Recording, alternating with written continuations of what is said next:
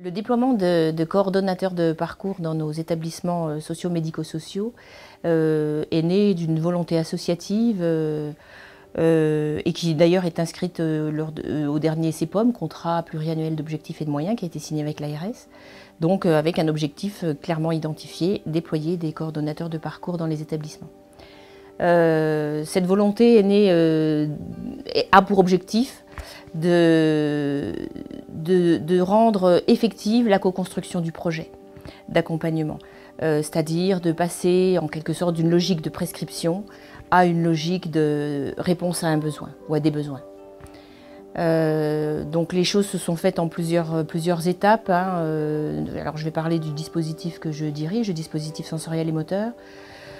Sachant qu'on était établissement porteur de l'équipe relais handicap rare et c'est un dispositif nouveau, dispositif d'appui qui s'est créé en 2015 et où on a d'emblée recruté 2 coordonnateurs de parcours. De fait, sur les autres établissements et services du dispositif sensoriel et moteur, on déploie des coordonnateurs de parcours. Donc une première étape, c'était la formation de l'équipe de cadre, de direction, avec Jean-René Louba. Deuxième étape, une expérimentation avec 3 personnes qui ont pu être détachées sur 7 heures par semaine pour faire de la coordination de parcours avec quelques situations, quelques jeunes. Et puis, nous avons évalué cette expérimentation. Et ensuite, comme l'évaluation était positive, nous avons déployé des coordonnateurs. Et à ce jour, nous avons 4 équivalents temps plein de coordonnateurs de parcours. C'est quelqu'un qui va m'aider dans mon projet professionnel et dans mon parcours de vie.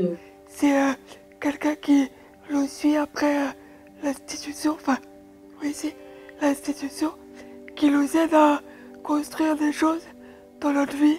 C'est un facilitateur de mise en place d'un projet. C'est aussi un booster qui va nous donner plein d'idées par rapport à un projet, qui va relancer aussi la machine parce que c'est au long cours. C'est aussi un médiateur entre nous, la famille, et puis les structures.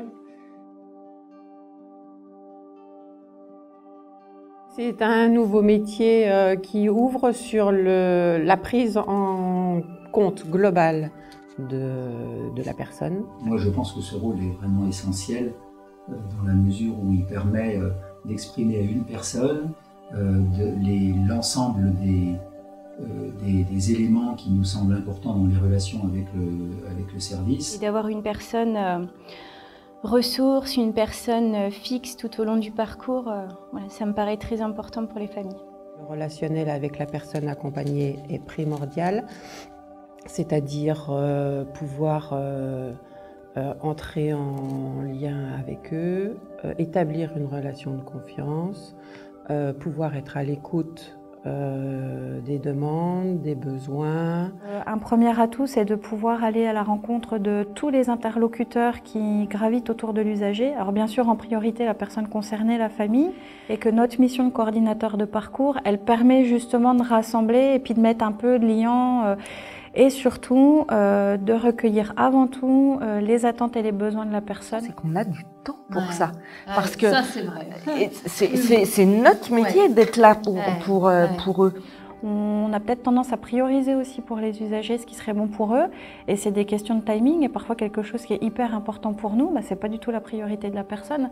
Mais si on n'entend pas ça, c'est des situations qu'on va dire ne pas pouvoir accompagner ou qui ne collaborent pas. Alors qu'en fait, c'est juste qu'on ne va pas prendre en compte ce que la personne dit. Je trouve que du coup, nous, notre mission, elle est aussi là de relayer à l'équipe en disant « Attendez, on y va doucement ». Quand il y a un désaccord, et le coordonnateur, il est très important parce qu'il est là pour faire... il fait tiers en fait. Oui. Et nous, on peut lui exposer nos difficultés, il les comprend, et en fait, à partir de là, il peut être le lien entre les deux parties. Et c'est très aidant pour nous. Et puis ce petit pas de côté qui permet d'avoir un recul et ne pas être dans le quotidien avec le jeune et l'affect qu'il peut avoir. Le coordinateur est vraiment un élément qui va faire valoir la parole de la personne accompagnée. Le fait d'arriver en tant que coordinatrice, déjà, parfois les gens, les professionnels se sentent un petit peu jugés dans leur travail. Or moi je leur ai dit non, prenez, faites comme avant. En fait, moi je suis juste là pour le projet. Faites comme avant avec les familles. Au contraire, les familles ont besoin de ça, de faire du lien.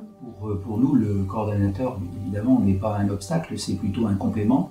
Le fait aussi qu'on soit une personne en retrait de l'équipe, ça peut permettre parfois, si besoin, de libérer le dialogue.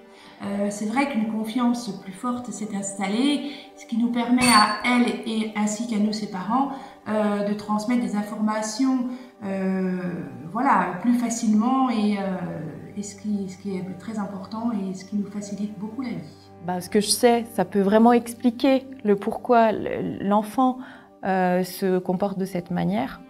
Je réponds à certaines questions au niveau des collègues, mais pas dans la globalité, parce que c'est vrai que je me dois aussi de respecter la parole et le choix de cette famille.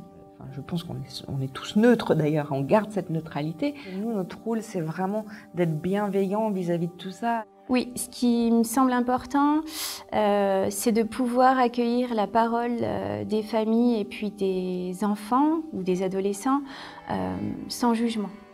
C'est une petite gymnastique pour les professionnels aussi, parce qu'effectivement, c'était pas tout à fait habituel. Donc, c'est une gymnastique et puis ça se fait de plus en plus, de mieux en mieux. S'il y a un truc qu'on me propose et que je suis pas d'accord avec ça, je vais dire non, là ça me plaît pas.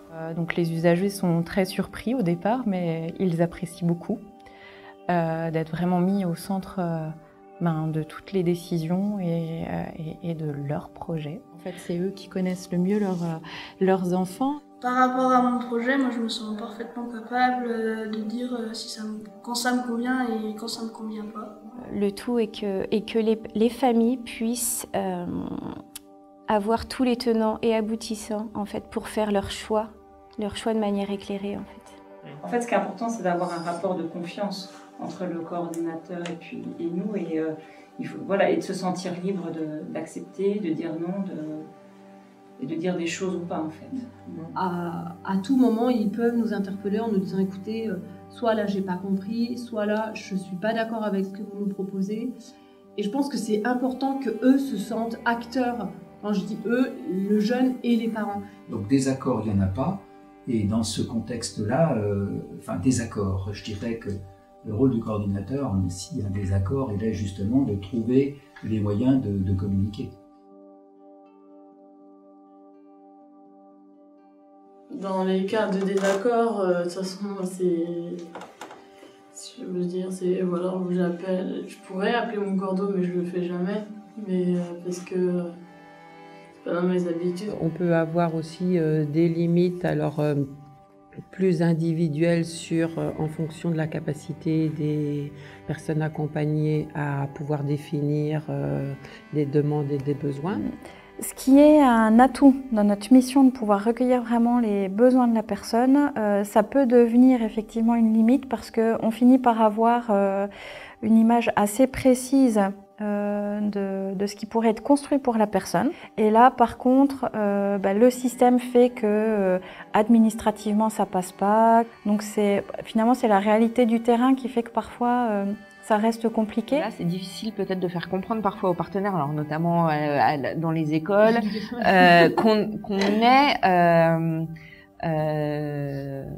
qu'on n'est pas forcément, qu'on représente la famille, ce que la famille nous a dit, et pas forcément ce que notre collègue enseignant a dit ou notre collègue rééducateur a dit. Comme on prend la globalité du projet, même si c'est celui de l'enfant, des fois, il y a aussi celui des parents. S'il y a un problème financier, s'il y a un problème, il faut déjà tout désamorcer pour pouvoir accompagner au mieux l'enfant. Et ça, j'avoue que des fois, j'aimerais bien être relayée parce que ça prend beaucoup de temps. En fait, c'est un métier qui est quand même particulier parce que c'est pas qu'il n'y a pas de cadre, mais il n'y a pas de manière de faire identique à chaque personne et on est sans cesse obligé de se réinventer et de penser à faire quelque chose autrement. En fait, nous, on voulait dire qu'il est important que le coordonnateur de parcours il ait une légitimité auprès de tout le monde et surtout auprès de tous les acteurs. En tout cas, c'est des jolies missions qu'on nous a confiées. Après, c'est vrai que j'essaye de les remplir du mieux que je peux, le plus humainement possible, parce qu'il faut, voilà, on travaille avec des humains et c'est important d'être à l'écoute, d'être bienveillant. C'est une mission qui me paraît essentielle et sûrement une des missions qui n'est pas les plus simples. Donc, moi, j'ai rien à reprocher à cette coordinatrice, elle nous convient très bien.